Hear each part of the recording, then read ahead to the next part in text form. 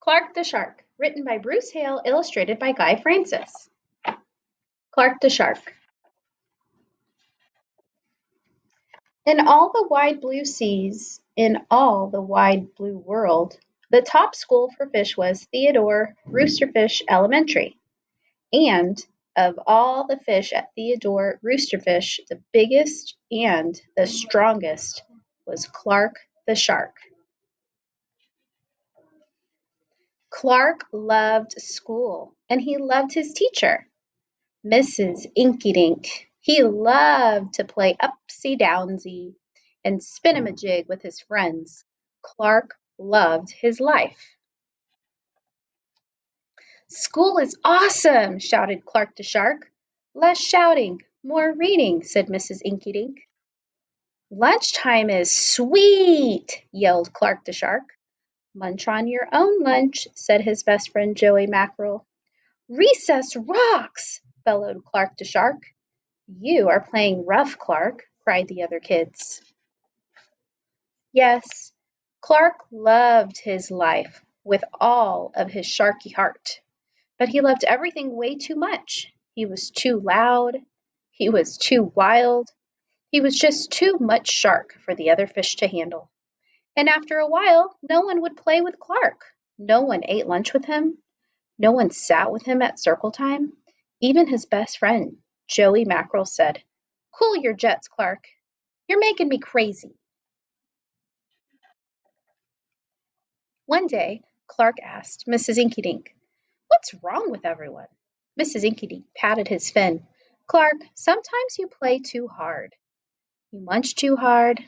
And gosh, you even help too hard." "But life is so exciting," said Clark. "There's a time and a place for everything," said Mrs. Inky-Dink. "And sometimes the rule is stay cool." At recess, Clark tried to stay cool, but he pushed the swing with too much zing. "Sorry," said Clark. "I forgot." "Yikes!" cried Joey Mackerel. At lunch, Clark tried to stay cool, but everything smelled so good that he munched a bunch of lunches. "Sorry," said Clark. "I forgot." "We're starving," said his friends. In class, Clark tried to stay cool, but a good book got him all shook up. "Now, Clark," said Mrs. Inky-Dink, "this isn't the time or the place. Tell me, what's the rule?" "Stay cool," said Clark. "Hey, that rhymes," he cried. Then Clark got a big idea in his sharky head. "Maybe if I make a rhyme, I'll remember every time," he thought. The next day, he put his plan to work. In class, when lessons got exciting, Clark wanted to bounce up out of his seat. Instead, he told himself, "When teacher's talking, don't go walking." And what do you know? It worked. "Atta boy, Clark," said Mrs. Inky-Dink. Clark smiled. "Lessons are fun." At lunch, everything smelled so yummy. When Clark wanted to eat and never stop, he told himself, "Only munch your own lunch." And it worked again. "Way to go, Clark," said his friends. Clark grinned. Lunch is fun. At playtime, Clark told himself, "Easy does it. That's the way. Then my friends will let me play." And playtime was fun. Once more, Clark loved his life. But then a shadow fell across the playground, a ginormous shadow with tentacles galore. "It's a new kid, and he looks scary," cried Joey Mackerel. "Swim for your lives!" The squid squashed the slide, and it snapped off the swings. "Oops, my bad," said the new kid.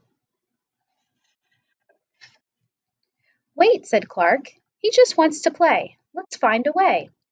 And he swam at the new kid with all his might. Clark played harder than he ever had before. Upsy downsy and spin-a-majig. Why, he even made up a new game, Tail Wumpalumpus. Wow, that was fun, said the new kid breathlessly, and he settled down. If you want to come to school, you've got to stay cool, said Clark. That's right, Clark, said Mrs. Inky-Dink. And thanks for taking care of our new classmate, Sid the Squid. Hooray for Clark the Shark, everyone cheered. That night, Clark's mother asked, "What did you learn at school, dear?" "There's a time and a place for everything," Clark said. "Sometimes you stay cool, but sometimes a shark's gotta do what a shark's gotta do."